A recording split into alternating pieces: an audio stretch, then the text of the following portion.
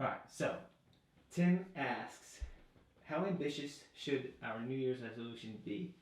How should we balance specific measurable destination goals versus broader, less tangible journey goals?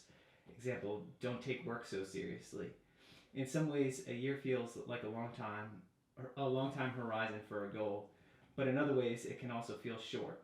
What are optimal timeframes to be setting goals and checking in on progress? Yeah, so this is a really good question. The way that I like to think about this is to use a sports marathon. Sorry, the way that I like to think about this to use a sports example would be like running a marathon. So you've got to run 26 miles, and that's a really, really long time. But the race is broken down into mile by mile markers. And you can try to get to each mile marker on a certain pace. And then once you hit that pace, you can check in with how you're feeling and adapt accordingly, right? So if you feel like you're going out way too hard and you don't feel well, you could ratchet back on the pace. If you feel like everything's going really smoothly and you're at mile 16 of 26, maybe you turn the dial up. And I think it's really helpful to think about how we move towards big goals in the same way. So you've got this big, audacious goal, and then it's all about, well, how do you break it down into the equivalent of each mile and then knock off those miles one at a time and adjust as you go. So that takes care of the timing element of the question. I think the really interesting element of the question is the interplay between a highly measurable, specific goal and then more of a journey goal. And I like to use the metaphor of a mountain here. So you think about wanting to climb a mountain to get to its peak. And if there was no peak, well, there'd be nothing to climb toward. So the peak is really important. And figuring out which peak you want to get to the top of is really important because that sets the tone for the rest of the climb. But you're going to spend the vast majority of your time not on top of the mountain, but on the sides of the mountain itself. And it's really this interplay about saying, hey, what goals are like the mountains that I want to climb? And then that can help you also select those goals so that the two things, journey and accomplishment, don't have to be in conflict. Another way to think about it is from a values based standpoint.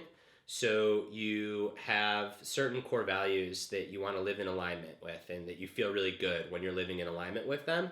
Well, then you can ask yourself what goals are going to support those core values. So if one of my core values is physical activity and movement, a deadlift goal or running a 5K might be really good. However, if another core value is family, well, maybe my goal shouldn't be deadlift 600 pounds because that becomes a full time job. Maybe it should be deadlift 450 pounds or train consistently, so on and so forth. Cool. That's great. Okay. This name, I'm sorry if I pronounce it wrong, but Abhishek um, asks, do you reevaluate your core values before setting your goals for the new year? How important is setting goals when the calendar changes anyway? Does it have any meaningful impact towards bettering yourself? I second Tim's question. A full year feels like a long time to set a goal. When can quarterly goals be more effective? And how much can you actually deadlift? All right, so three parts to the question. The first part is on timing. So, yes, there is something special about setting goals at the turn of the year. On the one hand, it's a very arbitrary, man made mark of time. On the other hand, there's research predominantly done by a behavioral scientist named Catherine Milkman, who shows that we tend to accomplish our goals or at least get off to a better start toward accomplishing our goals when we begin on them during what she calls quote unquote fresh starts. So, examples of fresh starts in her research are Mondays, your birthday, for organizations, the start of a new quarter, after a wedding, a birth of a child, and then, of course, at the turn of a new year. And what she hypothesizes is that these temporal landmarks give us some kind of a clean slate, if you will, to say, hey, like the new year is starting. This helps me motivate and focus and really hone in on XYZ, this thing that I want to accomplish. It's been coined the fresh start effect. So yes, there is some research to show that we can harness these fresh starts to gain more motivation and get on the right track toward accomplishing our goals. Now, the flip side is that if every Monday is a new fresh start, well, then you're not actually making progress, right? This is, oh, I'll just start again next Monday. I'll start again next Monday. So the fresh start is only as powerful as your ability to stay consistent with the goal, which I think gets to the second part of Abhishek's question, which is about goals versus values alignment. And yeah, I do think it's important if you're going to be setting goals to say, well, hey, what are my core values? And for those of you that aren't familiar with this concept, the way that I like to think about core values is these are your guiding principles. So the things that really make up your internal dashboard. So examples could be health, creativity, family, community, intellect, curiosity, so on and so forth. And you want to make sure that your goals allow you to show up and live a life in alignment with those values. And if you're not doing that core value reflection, well, then you could have misalignment, and sticking to a goal, if it doesn't align with your values, is a lot harder than sticking to a goal if it does. And then the third part of that question around time scale, I'll go back to what I said recently, which is I think that it's really helpful to think about big goals over a broad time horizon with milestones and checkpoints. So let's use a different example. You want to publish a book. Well, that's a big goal. And if you haven't really done much writing, that's going to probably be more than a 1 year goal. But that could be your 8 year goal. Maybe your 1 year goal is start a blog and write a post once a month. You check in, how did that go? If it went well, maybe your 2nd year goal is grow my mailing list for my newsletter. Maybe your 3rd year goal is place a couple of articles in large publications. So you're still working up towards this big goal of writing a book, but you have these milestones along the way that really act as focusing mechanisms. Back to the analogy of a marathon, 26 miles at once, that's a lot to stare down. It can be overwhelming. Mile by mile, that's a lot more manageable. Cool. Yeah, I think of it like it's like if your goal is to make, next year you want to make $100,000 next year, and you don't, but maybe 3 years from now you do, like you're still going to be happy that you made that in 3 years. So like breaking it down a little bit seems helpful, or breaking it down to more manageable chunks. But I guess at the same time, still kind of shooting for the stars a little bit, like don't undershoot your goals. Yeah, and that's a really good point, is and like it's this dichotomy between not wanting to get too specific but also specific enough for it to be meaningful. Because I hear that example and I would think, make enough money to support the lifestyle that I want. Like that's the ultimate goal. But that's pretty broad. Like how are you actually going to measure your progress towards that? Now the flip side is you set a goal that says make $100,000 doing this creative pursuit next year, and you come up at 65. Well, that's a mega failure if you're evaluating it against this like very rigid $100,000 mark, but it actually might not be a failure at all. It might be a massive success because the year after that you might make 80, and the last thing you want to do is quit because you only made 65 against this arbitrary goal. So I do think like it's helpful to shoot for the stars, so long as, to use the cliche, like if you fall a little bit short, you don't judge yourself. You actually think that that's great. And it really gets down to this dichotomy of, hey, my goal is I just want to get better. I want to be a better writer. I want to be a better husband. Well, like that is the ultimate goal, but what the heck does that mean? The flip side of that, where it gets too rigid, is I want to sell X amount of books, or I want to make sure that, my wife smiles 19 times a day. Then you basically turn yourself into like an automaton or a robot trying to check off these numbers. So I think what this really comes down to, and I'm glad that we're thinking about it this way, is it's almost like you want these balancing mechanisms. So on the one hand, you want like a big, lofty, non-measurable goal that's the ultimate thing. But then you want these finite goals along the way to keep you on track towards that ultimate goal. And you don't want to get caught just focusing on one or the other. Cool. That's great. And how much do I actually deadlift? I deadlift 470 pounds. I'm very proud of it. Big thanks to my coach, Zach Greenwald at Strength Ratio for that, because would never have happened without him. At least not with me not being like in a back brace or on an orthopedic surgeon's table right now. It's funny. You got a good memory. I totally forgot about that part of the question. What I'm talking about? No, I know the band. I don't know. Oh, I don't know the members. I'm like a total stan of Dispatch. I just love them. And they've got this drummer who's like 48, has 2 kids, but he's just like got like a dad bod, and he wears these like massive beads. Brad Kerrigan's his name. He's just the absolute man. Cool. All right. All right. This question's from Todd. Todd says, I would add, how do you balance goals with intentions? Meaning, how do you advise people as the best methodology for adopting ambitious goals while being able to distill that down into daily intentions that, if given energy to, will help alleviate that goal? And he has a second part, but I'll have you ask him. Yeah. So this really gets to what I talk about is a process mindset. So the first step of cultivating a process mindset is to set your big ambitious goal, the thing that motivates you, the thing that's going to stretch you. The next part then is to break that goal down into its component parts. So the marathon's 26 miles, but it's made of 26 individual miles. What's the equivalent for your big goal? And then once you have those component parts, you can break those down into daily actions. And that's what you can show up and focus on day in, day out, really stay consistent with, and not be overwhelmed by.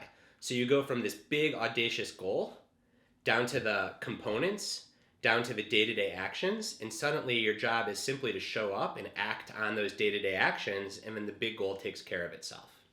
Cool. And then so Todd also adds, I find that it's easy to help people set goals, but much harder to get them to identify and focus on the intentions required to get there. What advice would you offer?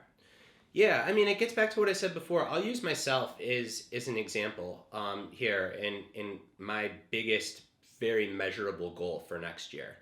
So I want to be less rushed and more present for myself and my family. So this past year was a big year of marketing, launching my book. And it was a lot of like time spent on the internet or thinking about what I'm going to write on the internet. And I didn't hold as much space as I would have wanted for myself and my family. So the goal for next year is be more present, and not even present, but like more fluid and relaxed for myself and my family. Now, how am I going to get there? The biggest, like very measurable thing, and this is going to be a challenge for me, is I'm implementing a digital Sabbath. So starting Friday at sundown, I'm going to give my wife, Caitlin, my computer and my phone, and I'm going to say, hide these. And then she's not going to give them back to me until Saturday night at sundown. That is like taking this big kind of lofty goal, be more present, more fluid, more spacious for self and family, down to a very concrete intention. And that's just my example, but I think you could do that for just about every goal. And I do encourage people, right? Like values-based goal setting is go for that lofty goal, but then it's only as meaningful as you can actually operationalize it. Because otherwise, you're one of these people that's like, I want to be more peaceful and compassionate and loving, but then you go to the shooting range, with your AK-47 or whatever, and like you're fostering all this aggression while you're not actually working towards being more peaceful, compassionate, and loving. Yeah, so it sounds like an accountability, finding some way to set accountability for yourself would be like... Yeah, and realizing when you can't do it and calling in help and not feeling bad. Like I am too much of an addict to my work, where if that computer or phone's around, like it's going to take so much willpower not to check it that I won't be present because I'll just be resisting the need to check it. Whereas if that stuff's out of sight, the first couple weekends I'm sure will be hard, but my hope is that by February or March, I'll really be in a nice routine where I look forward to that period because it is like a true unwind. And you could even get more specific, right? You could get in, well, day to day, what time am I going to put away work? And how am I going to make sure that I don't open it up? And how am I going to make sure that like exceptions don't become the norm? Great. Okay, so Stacy would like to add to Todd's question. How to deal with derailments when pursuing physical goals, like minor injuries related to lifting or running? Do you have a recovery process? Yeah, I mean, my recovery process is find an expert and listen to what they say. I think that this extends just beyond the physical and into the psychological too. For really driven people, it's easy to push ourselves forward and it's hard to hold ourselves back. And the biggest mistake that people make with recovery is they start to get more intense before they should. So you have a running injury and it really needs a month off or a month of easy workouts. And after 3 weeks, because you feel good, you kind of like jump back in way too fast and then you get re-injured. For someone that's feeling really burnt out with their work, you take a week off and then you start to feel restless and antsy. So you jump back in. And what you really needed was 2 weeks off and some different working habits. So I think it's really just knowing that, hey, once you shut things down, the challenge is going to be showing the restraint not to come back in too early. And if you need someone else to hold you accountable to not coming back in too early, that's really helpful. The second thing I would say is do what you can, especially if you're someone that really thrives from doing and acting in the world, to fill that time when you're not doing your primary pursuit because you're injured with doing something else that is really meaningful. So if you're an athlete and you're injured, that's a great time to put together a reading list or to learn how to cook or to work on watercolor paintings, because ultimately you're building out a robust identity so that when you do get injured, it's not like your whole sense of self is lost.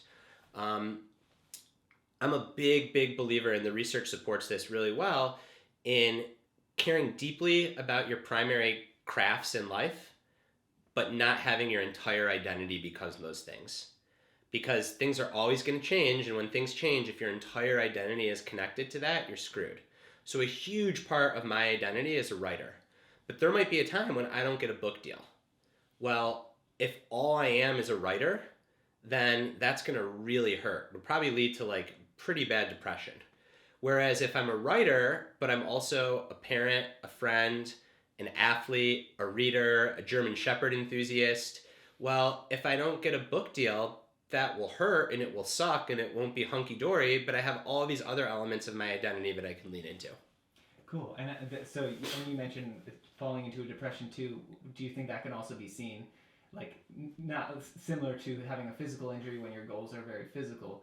If you have ambitious goals and you fall into a depression, do you think that could be considered a little bit of, like look at it like an injury as well, where you have to be very gentle, like with yourself and like take a different approach to things if you're that's a great point, and I never thought of it that way, but yeah, absolutely. Especially if like the reason for feeling depressed or falling into like an actual clinical depression is because you like really pushed hard for something and you came up short, or you really pushed hard for something and then life happened.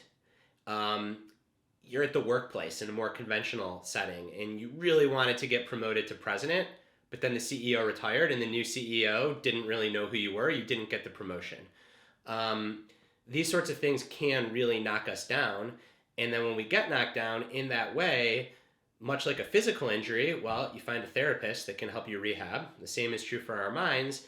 And if you feel like part of the reason that you suffered that emotional, social, psychological injury is because you were just pushing too hard or too much of your identity was connected to the outcome, then hopefully as a part of the therapeutic process, you learn from that and you become more robust the next time around.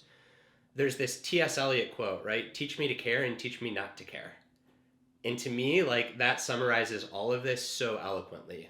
How I interpret that, what I think T.S. Eliot is saying is that we want to care so deeply about the things that matter to us, and we want to throw ourselves into them, and we want our identities to become intertwined with them, but we also have to learn not to care so that when those things break our heart, we won't completely be destroyed. And that is like Zen Jedi level mastery, is the ability to care so deeply, but leave a little bit of you that is separate from the thing so that you can be resilient when it doesn't go well. This is important for creatives. It's important for athletes. It's important for people in the traditional workforce. It's so important for parents. And I'm learning this as a parent of young kids. Like one day these kids are going to go to school. And one day they're going to get married and have families of their own. And they're not going to have time for their dad, at least not in the way that I currently am with them as young kids. And so many people run into a trap there too, when like that attachment is so tight that they lose their entire sense of self when their kids go to college. And it's beautiful. You want a parent so tight. You want that, but you also want to make sure that you're resilient for when things change. So all truth is paradox, and I think this is one of the ultimate paradoxes is like teach me to care and teach me not to care.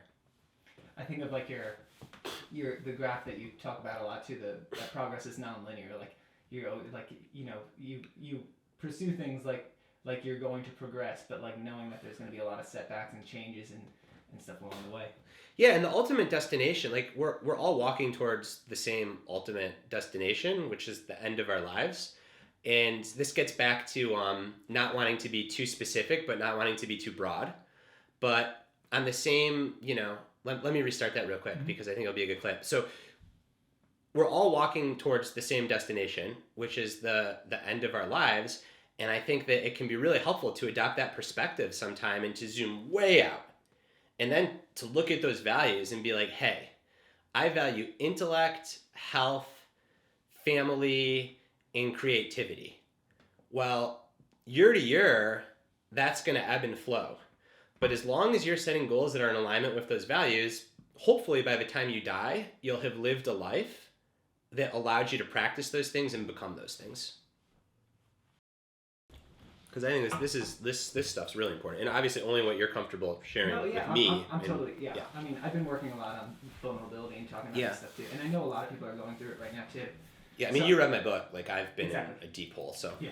none of this is going to be new to me. So I think a big thing for me was when we adopted our puppy. Oh yeah, we're on. We're on, yeah. Oh yeah, sorry. Go ahead. A big thing for me is when we adopted our puppy. It was like a huge lifestyle change for me because work was slow, and I really wanted to focus on training a good dog. It was winter time, and I just wanted kind of life to feel. I got a lot of joy out of the training, and I had like goals of him just being like a good, well-trained dog. And you and I talked about just like feeling guilty about like our routines, like taking time to study or to read or to work out or something like that. And for me, it was working out took a big hit, and so I fell out of my workout routine. And this goes a little bit into what you were saying about identity. I've been working out pretty rigorously and like almost every day since I was 19, and so this is the first year that it started to fall apart a little, like be a little less consistent because of COVID. But after getting a puppy, it kind of changed my whole schedule, and then out of nowhere I kind of like stopped training, and then work started getting slow, so I kind of felt a little bit more like I was regressing back to like I started comparing myself to like what I was when I was 26, when I was like really in shape, had a lot of free time, I was making money because I was living at home too. I didn't even like compare to the privileges that I had when I was younger too. So I was living at home paying no rent, but I felt like I was in a really bad position. So, and I don't really know exactly where I'm going with this, but so I was afraid to, I guess this is where I'm going. I was afraid to set goals, and anytime I did set the goals, they were either like way too ambitious, or I would set no accountability, and I just kind of like forget about them. So I guess a good question would be someone who's like in that position that's like kind of, has fallen out of the routine, and has maybe like overconsumed with like all of these books and stuff like that on how to do better, and they're just very lost and like don't really know what to do, and like is their goal too ambitious, is their goal too like cheap, and or I don't know what the word would be, but I think you kind of get like the point of what I'm saying. Yeah, well, an enormous unlock for me from when I experienced a depression was the importance of self-compassion. So I had always prided myself on self-discipline. And what I learned is that your ability to be self-disciplined is only as strong as your ability to practice self-compassion. Because doing hard things is really hard. Setting big goals, you're going to fail at times. If you don't fail, then you're not setting big enough goals. And if when those setbacks and failures happen, you judge yourself and you're hard on yourself, that is a pretty quick path to burnout, sadness, depression, those sorts of things. And I think that there's so much messaging around self-discipline, not only, but especially for men, right? Wake up at 4:30 in the morning, do your deadlift, consume all the self-help in the world, be self-disciplined. And there's not a lot of talk about the self-compassion part. And self-compassion can be as simple as saying like, being a human is hard. Caring about accomplishing these things I want to accomplish is hard. being a creature of routine and having things that change my routine is hard, which is so different from saying, ugh, I can't accomplish any goals, or I'm so soft, I get thrown out of my routine and everything goes to crap. No, like that's just who you are, and that's totally okay. And what the research shows, because I try to be really data driven with this, is that individuals that learn how to practice self compassion, they actually become more self disciplined and they have greater chances of success at working through challenges and accomplishing big goals. Because if you know that whenever you fail, you're going to beat yourself up, well, then you're never going to take risks. Like, why would you if you're just going to like get beat up by yourself? Whereas if you have the confidence that even if you come up short or fail, you'll be kind to yourself, then that opens you up to take really big risks. There's this beautiful quote that I heard, and I wish I could remember where I first heard this, but it was at a meditation retreat, and it was probably just one of the people that was, a co-retreat person, and or maybe it was the teacher, but they said that I remember. So it's a meditation teacher in Berkeley, California, named Will Kabat-Zinn, said that the entire goal of meditation, and I would say of any spiritual practice, is learning to become your own best friend. And I just love that. And he gave this analogy of when he was growing up, he had this bigger brother. And whenever the kids would pick on him or whenever things would go wrong, his big brother would be there. And he felt so comfortable because his big brother was there. His big brother's got his back. And a meditation practice or a spiritual practice helps you develop that capacity for yourself. So like your big brother's there. And for me, it's the part of myself that can say, hey, like things are really going poorly. And maybe I could do better. Like I'm doing the best I can, but that doesn't mean I can't do better. But that also acknowledges that like it's freaking hard to be a human, and that's okay. Like two things can be true at once. You can do better, and it can be really hard to be a human, and you can be kind to yourself. But this is so different than 95% of male-focused self-help, which is all about push, discipline, show up, and all that's true. But it is meaningless unless there's not self-compassion there with it. And a lot of dudes spend all their time reading about and working on the self-discipline part of the equation, and they neglect the self-compassion part. And when they fall off the bandwagon, they're like falling into this dark abyss. It's what happened to me.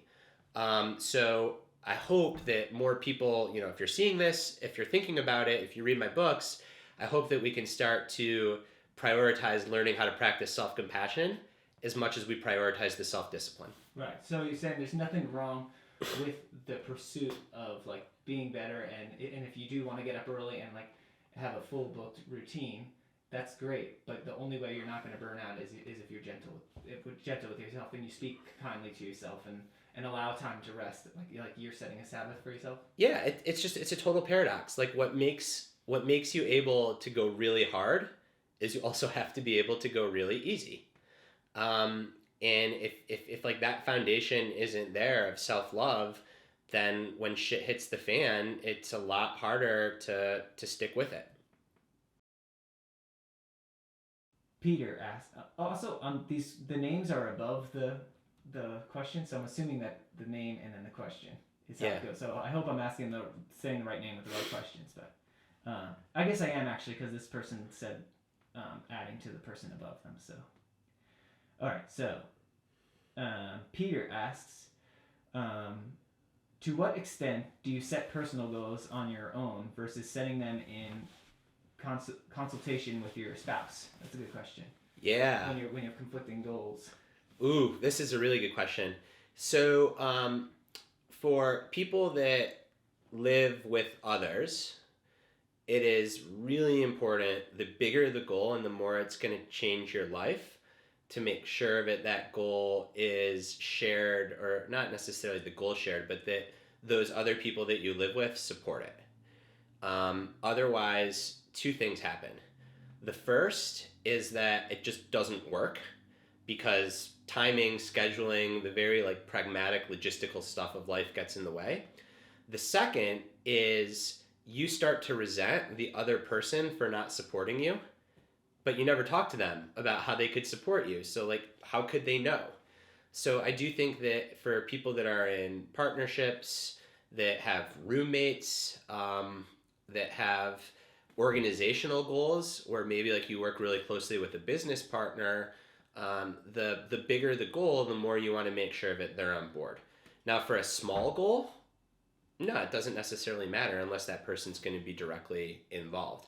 But like my goal of having a digital Sabbath, that had to be done in consultation with my wife, simply because she knows how much happier and better of a person, of a husband I am when I do have that time and space.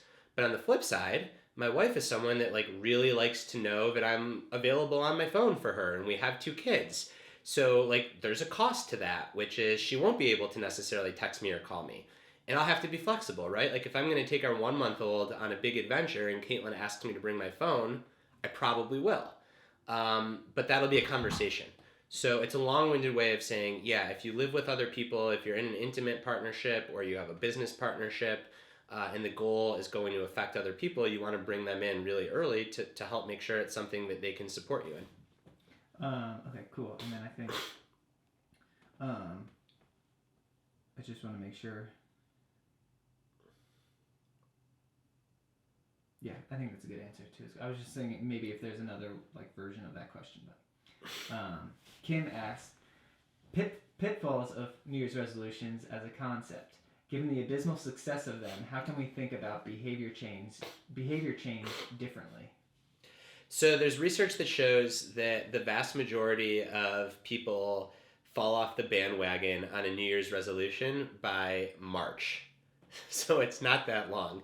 And the biggest traps are just trying to do too much too soon and failing, and then you fail and you don't have self-compassion and you judge yourself and you fall off the bandwagon.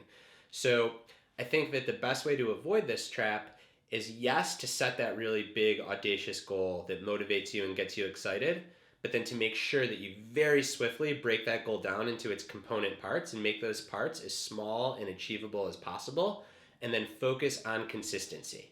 So it's much better to meditate for 2 minutes a day than to say you're going to meditate for 20 minutes a day, but only meditate 2 days a week instead of every day like you wanted. So I think that the biggest trap is too much, too soon, at too high intensity, and what we want instead is small, achievable, and allow you to be consistent. It's as if like the forces of physics apply to goals. Like something that has inertia and is in motion is going to build and build and build until it takes care of itself. But there's a reason that like it takes even the fastest cars time to go from 0 to 60, and we're the same way. We can't just expect to hit 60. We have to give ourselves a ramp that can build that momentum. I think it'd be cool to give an example here. So say someone has the goal, well, I feel like this will be a common goal New Year's resolution this year, but say people want their New Year's resolution to be less screen time. So like say the average person, say this person's average screen time is 4 hours a day, and they're like, okay, next year I want to get it down to 20 minutes a day.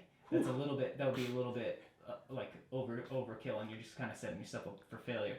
So someone who is a little overambitious like that, what would you recommend if that was there? If you were going to correct it and to get to like more manageable New Year's resolution? Well, the first thing I'd say is like, is that what you really want, or is that just what you feel like you should do? And if it's what you feel like you should do, then you're probably not going to accomplish it. So the first step is like to actually want or wish for that thing. Then the second step with really big ambitious goals, so going from 4 hours a day of screen time down to 20 minutes, is still erring on the side of less is more early on so that you can stay consistent. So maybe you get like exponential progress towards your goal, where the first month you go from 4 hours to 3 hours and 35 minutes. And then the second month you go from 3:35 to 3:20. And then the third month you go from 3:20 to 3. Well, now all of a sudden you've already shaved off an hour and it's only been 3 months. And then maybe you go all the way down from 3 to 2:30. And then maybe it gets really hard again because you're stuck at 2:30, so you just go down to 2:10. And then maybe you go back up, and maybe at the end of the year you end at an hour and a half. Well, if you're judging yourself super rigidly against this 20-minute goal, you're a massive failure. The other way to look at it is you went from spending 4 hours a day on your phone to 90 minutes a day. That's a massive success. So I think it is realizing that, yes, these big, ambitious, specific goals are helpful, but ultimately what we're after is progress. Because then maybe the following year you go from 90 minutes of screen time to an hour. And maybe you get to 20 minutes a day, it just takes you 5 years. Or maybe you realize that actually you don't really want to be at 20 minutes a day, you want to be at 45 minutes a day. So you need some rigidity to kind of like persist and really forcefully push you to do the hard thing, but you also need flexibility. Otherwise, that risk of burnout and falling off the bandwagon is too high. So in my own life, I'm going to go back to my primary goal, which is this digital Sabbath. It would be too extreme for me to say, hey, I actually only want to be on screens for 45 minutes a day. I hope to end up there in 20 years, but there's no way I could do that now. I can't do that for professional reasons, and I can't do that psychologically, I don't think. Like, just too much of my life is on screens. Starting with 1 day a week is a lot more manageable. That's good. I'm just going to pause it because... Yeah, that's so funny. It's so funny how it just knows us. Yep. And it also builds our interest for new things, too. Oh, yeah. It knows us, and that's the scary part. Like, all of a sudden, I didn't realize how much I love gymnastics until it started showing me gymnastics. Now yeah. that's all over. Okay. One thing the algorithm's behind on, though, is, like, I bought a watch, and I still, like, get all these watch ads. I'm like, I just fucking bought a watch. Like, I'm not about to buy a new watch. Oh, no. It still sells me for engagement rings. Like, yeah, that's a one-time purchase, hopefully. It's funny. Okay. So, you ready? Yep. All right. Louis asked, as you both often say, I guess you and Steve? Yep. As you both often say, too much stress without rest can result in burnout. What are some signs that you are resting too much with adequate stress? That's a good question. Yeah. So, what are signs that you're resting too much? I think that one sign that you're perhaps spending too much time recovering and resting is that you start to feel like you're in a little bit of a slump and things take more activation energy to get going than they should. Now, there's two reasons that could happen. One is that you're genuinely really tired and you actually need more rest. The other is that you are kind of like in this inertia of shutdown and rest, and your nervous system gets stuck there and it has a harder time getting going. So the perfect example that I like to use to describe this concept is an athlete tapering before a big race or event. So they've just built up all this training. They're really fatigued. They need to rest. They need to shut things down to give their mind-body system time to repair. But in a taper, towards the event, athletes often do a couple really short but intense efforts. And the point of those intense efforts are to wake the system up, to snap that inertia. And the same is true for psychological rest. So when we come off of a period of big, deep work and we take a couple days off a week, maybe even a sabbatical or a month off, coming out of those periods, we tend to feel really groggy because we have this inertia of shutdown. And A, just knowing that and expecting that is really important. And then B, doing the equivalent of what an athlete in a taper would do, which is some short, intense sessions to kind of jolt yourself out of it, is really helpful. That answers the question of how to kind of break out of a period of lethargy caused by perhaps too much rest. In terms of how do you know that you're resting too much, I think, it's like, are you doing the basic things? Are you sleeping 7 to 9 hours a night? Are you shutting down and having time to read or listen to music or look at art or have intimate conversation? And if you're doing all of these things and you're like going above and beyond, but I still like, is it too much? Not if you're enjoying your life. I think maybe the better way to answer this question is, are you resting and enjoying it, or are you resting and you wish that you could get going? And if you're resting and enjoying it, like, you've just hit contentment. So, like, congratulations, mazel tov, keep going. If you're resting and you're really struggling to activate, and that's affecting your life in negative ways, then that's where perhaps you want to nudge yourself a little bit more forcefully to break out of it. And if you can't, perhaps you seek medical attention, be it psychiatric or physical. Because there's a fine line between resting too much, burnout, a rut, and depression. And you kind of want to identify where you're at on that scale and whether you have the resources yourself to get out of it or if you need help. I think that's a really good answer because I think of, like, the times the times when I'm resting or I think this is anybody when little things feel like they're so hard to do, like Yeah. emptying the dishwasher, cleaning the litter box, or just like doing Yeah. like going grocery shopping. Basic when they life feel really, stuff. when they feel really hard, and it's like they should feel just more like productive. Yep. That's how you know you're kind of like in a little bit of a rut and probably spending too much time resting. And then when you're in a good place, doing those things just kind of feels like you're adding to the momentum. Yep. And you kind of feel good about getting them done. Yeah, I love that concept, Rob. We could call that like for me it's like the post office test. So like if I have something to mail at the post office and I'm just like dreading having to go mail it, I'm in a rut and like I need to force myself to mail that thing. Whereas if I'm doing like appropriate rest and recovery, I have no problem going to mail that thing from the post office. Cool. Yeah, that's good. These are great questions. Yeah, these are good questions. Isaac asks, in addition to specific New Year's resolutions, is there something to learn from the tendency of people to embrace season-based behaviors, in quotations? New Year's resolutions, spring cleaning, summer vacations, wintering over, etc. Does that make sense? Yeah. So I do not do this in my own life. And maybe it's a new resolution because I want to. I think that like rituals and like season-based routines are so powerful. And the reason for this is they help us like organize structure and therefore make meaning out of our lives. Because if you just live your life and the calendar is kind of continuous, it can start to just feel like one kind of blur, like, oh, and then you look back and it's passed you by. Whereas if you have these rituals that mark the change of seasons and you do things around those rituals, they add a lot of meaning to your life. The research scientist Peter Sterling talks about quote unquote sacred practices. And we used to find these in religion, and many people still do. So I shouldn't say we used to. Many people find these in religion, but organized religion has been on the decline. And one of the negative consequences of that is we no longer have these like guideposts in very structured set times to do certain things with certain people and to reflect in certain ways. And when that's missing, life loses some of its meaning. So I think season-based practices are absolutely wonderful. And there's this research from Peter Sterling that backs this up. And another thing that Sterling's work argues is that if we didn't evolve to like these things, the reason that we evolved to like these things is because they're beneficial. Like that's like precious brain space that likes ritual. So ritual must have some positive benefit on our survival, otherwise we wouldn't have evolved to like rituals. So I think that season-based rituals, routines, sacred practices are really important.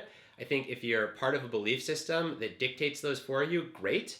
I think if you're not, then it's really wise and beneficial to create your own.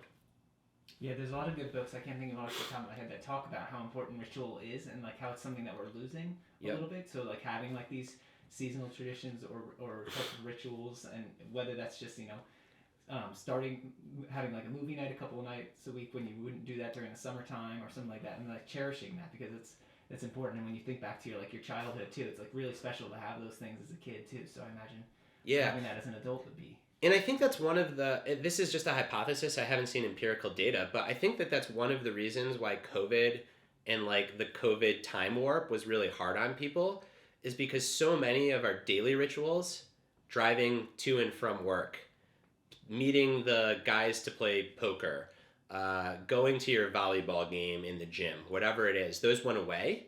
And the normal markers of time and space were gone. So of course, like life just felt like this bizarre blur. And I think that what rituals do is they help break things up so that we can reflect on them and have events and find them meaningful. And when they go away, like it's really challenging. The philosopher Soren Kierkegaard said that anxiety is the dizziness of freedom. And I should double check that that's Kierkegaard. I think it's Soren Kierkegaard. Right. If anything too with stuff like that, I can just look it up and just like put a little correction on the bottom. Yeah. Like that. So pause for 1 sec. Yeah. Pause everything. What's that? I don't want Courtney calling me out on my philosophy. Okay. You're good. So the philosopher Soren Kierkegaard wrote that anxiety is the dizziness of freedom. And what he meant by that, or at least my interpretation and that of many other scholars, is that when we have open space and infinite choices and infinite ways of structuring our time, we can become really anxious. So constraints protect us against that. And rituals are a kind of constraint. It's something that you do and you show up regularly and it gives your life meaning and you do it on a cadence. It gives you something to look forward to and it marks the passing of a time.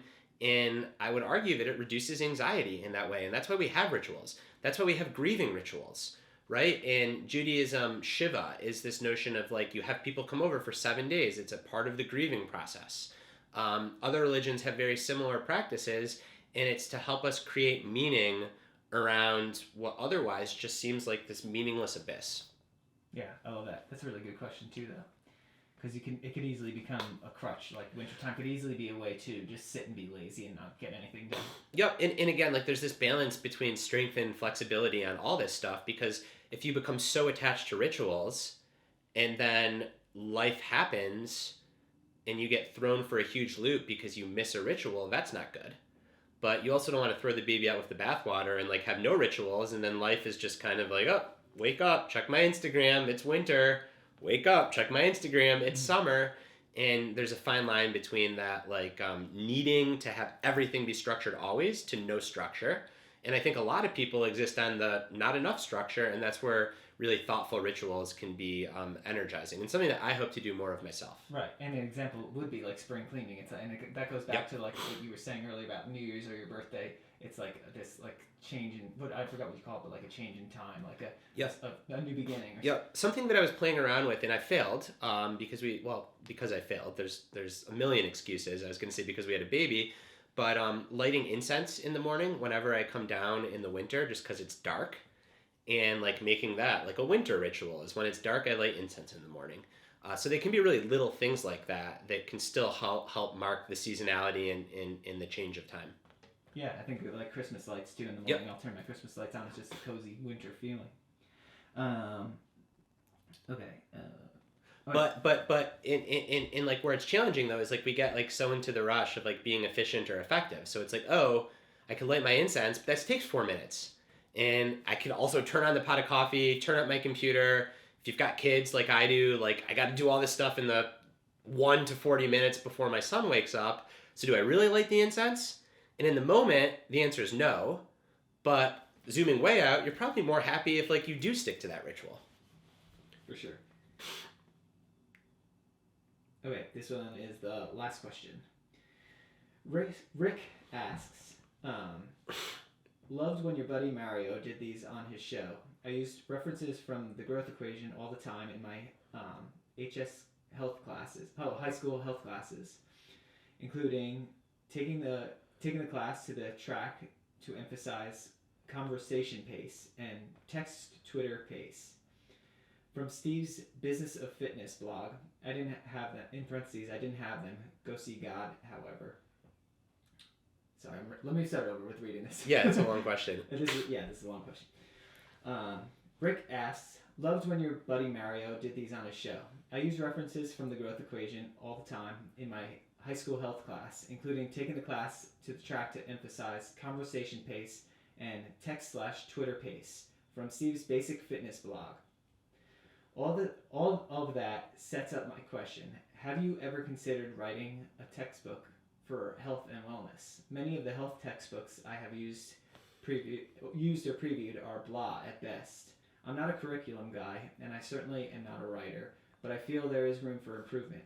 It seems that your approach to common sense, easily applicable yet important concepts would be a welcome addition to the educational setting.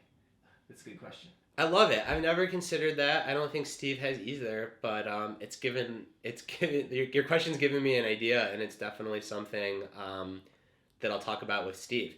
I've talked to a couple of high school teachers about the practice of groundedness, and a few have found creative ways to actually make the book a part of their curriculum. But I'm sure it would be easier if you actually did like a formal textbook that then got approved. So that could be a fun project to put in the docket. Yeah, it's a cool idea, especially teaching kids young. Yeah. I think that's really important. Obviously. Going off on that question, how do you?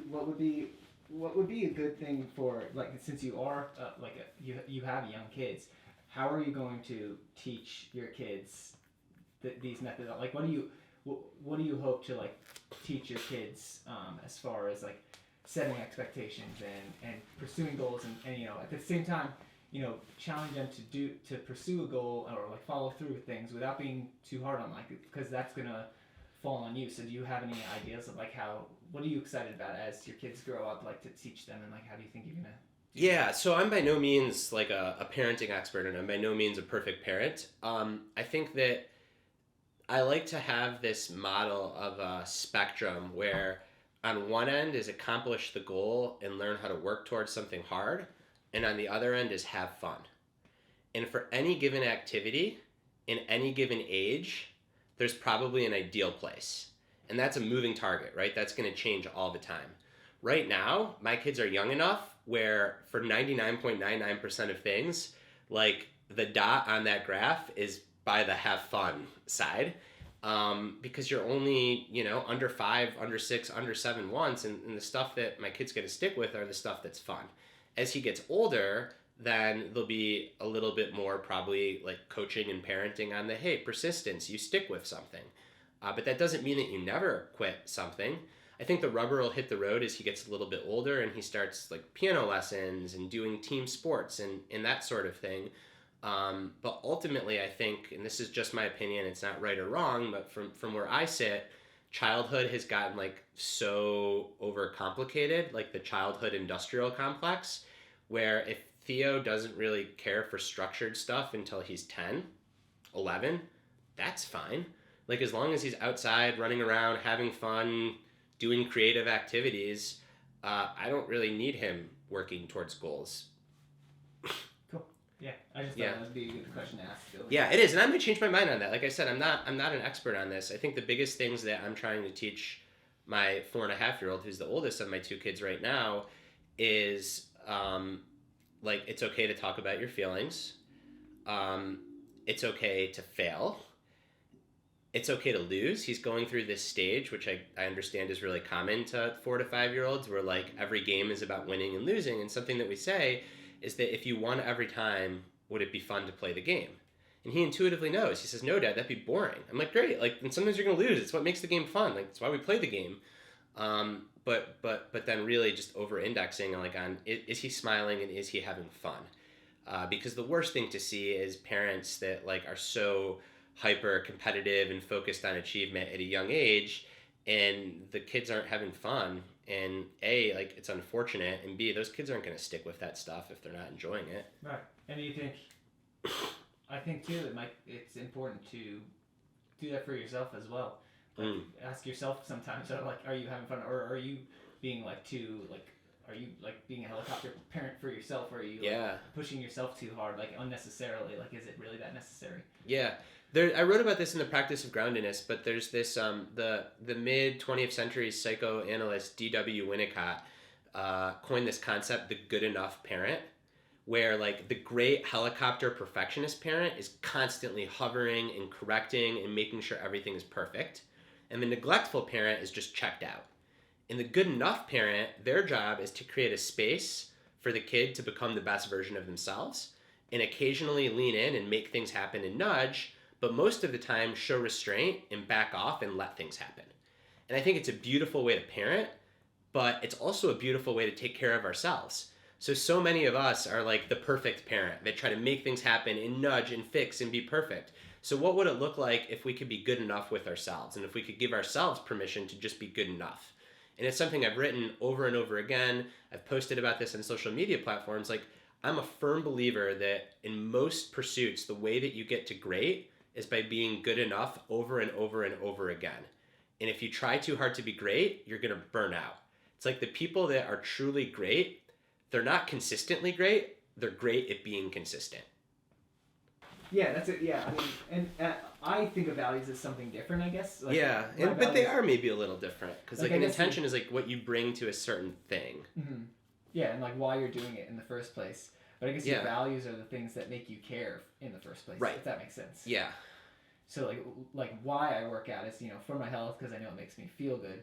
But And I you guess, value health and feeling good yeah, and yeah, showing up for Savannah in a way where you're right, vibrant. yeah, But then your intention for every workout, there's a big difference between like, hit my weights versus like be really focused on this rep. right, yeah. And the intention for the gym can change every day depending on how you're feeling that morning. The intention might just be to Yeah. go and get my heart rate up. Yep. Or the intention the next day might be to Like PR my hit a snatch. number. Yeah, Yep, for sure. Yeah. So the difference between like intentions and goals is goals are very concrete and specific. At least they can be. Whereas an intention, I think, is like something broader, and you can change your intention day to day, like as you were just saying. So yeah, I don't. To be honest, I don't think too much about intentions, and I probably should because it's a really interesting way to think about it. Which is like, hey, I've got this goal, which is to finish a marathon or to take my business from 70K to 100K in revenue or income or whatever it is. But your intention day in and day out is going to look very different. It could be like be really curious or be really present or have fun. And I think that it's really useful to set those intentions day in and day out because that like also helps shrink this big goal into something that you can show up and do. And that tracks to something that the research shows pretty clearly, which I find really fascinating. So when we take objective measurable barometers of success, medals won, dollars earned, pounds lifted, what we know is that if you don't focus at all on those barometers, you're unlikely to achieve those things. But if you focus too much on those barometers, you're also unlikely to achieve those things. So the best chance at goal accomplishment is to know those things and to have them, but not to let them like drive the cart. What drives the cart is your day-to-day intentions, your process, how you're showing up. So it's almost like the people that are the least focused and obsessed with a certain outcome are more likely to get that outcome than people who are super obsessed with it. But you have to have the outcome in mind because otherwise, like, what are you working towards? So you could almost argue it's like set a really tight goal, but then hold it lightly. Yeah, I love that. That's a good way to look at it. Yeah. Yeah, I think that kind of like wraps it up. I think on my end because those questions were really good. Cool. And that was just something that I've thought about. No, that's a good one. I like that. I'm gonna think about that more often. Yeah, it's almost like intent, like so. Your goal. Like coming into this. Sorry to interject. Like No. I just learned by playing things back. Like coming into this, my goal, which is what I was focused on, is like learn, try to feel comfortable, and get really good content for Instagram. Mm-hmm. Next time, it probably would have gone, but I went. Don't worry, I felt really comfortable a while ago. But like the intention could have been like just like have a great conversation with Rob. Mm-hmm. Yeah. Which is different, and you can have both those things at the same time. Yeah. Then what you were explaining to me, it seems like your goal the original goal will shape your intentions. Yep. Or I guess your values shape your intentions, and your intentions kind of shape your goals. If yeah. That way. So, yeah. Because we were discussing like the difference between like value and intention. Yeah. Yeah, and so much of this stuff is, I do think, it comes back to splitting hairs. I think like the biggest concept that we circled around and wrestled with a lot today, which is important, is just like this non-dual way to think about goals. It's like super rigid but super flexible. Mm-hmm. The middle way. Really measurable but not measurable at all. Be a more present person but also hide my phone. And just like not getting too caught up. Not getting so broad that it's just like let's hold hands and sing Kumbaya and everything's fine. But not getting so narrow that you're like Jocko Willink and you need to wake up at 4:30 a.m. every morning. Mm-hmm. Cool. I once called that guy out on Twitter and then he responded and I was scared he's going to come like beat my ass. But you know who I'm talking about? Jocko. Yeah. Me and Steve joke around all the time. I'm gonna stop. Yeah.